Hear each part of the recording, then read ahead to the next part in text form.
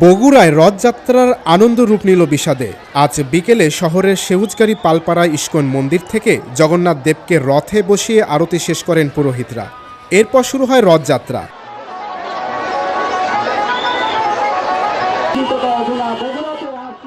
রথযাত্রায় অংশগ্রহণকারীরা পুণ্য লাভের আশায় দড়ি টেনে থাকেন।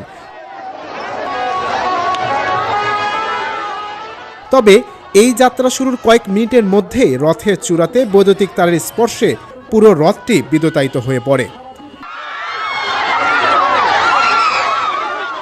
এতে মুহূর্তের মধ্যে আহত হন অনেকেই। রথটি বিদ্যুতায়িত হওয়ার পর আগুন লেগে যায়, ধোঁয়ায় আচ্ছন্ন হয়ে পড়ে রথের চারপাশ।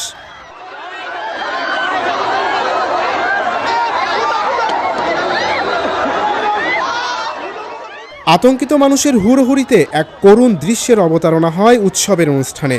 আহতদের মধ্যে নারীর সংখ্যাই বেশি। আহতদের উদ্ধার করে শহরের মোহাম্মদ আলী হাসপাতাল ও শহীদ জিয়াউর রহমান মেডিকেল কলেজ হাসপাতালে নেওয়া হয়।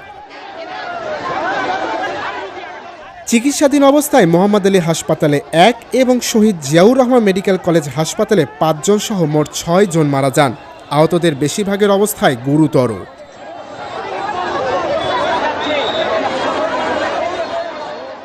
এদিকে শহীদ জিয়াউর রহমান মেডিকেল কলেজ হাসপাতালে আহতদের খোঁজ খবর নিতে যান জেলা প্রশাসক সাইফুল ইসলাম ও পুলিশ সুপার সুদীপ কুমার চক্রবর্তী। জেলা প্রশাসক জানান, নিহতদের সৎকারে প্রত্যেককে 25,000 টাকা এবং আহতদের চিকিৎসার সুব্যবস্থা করা হয়েছে।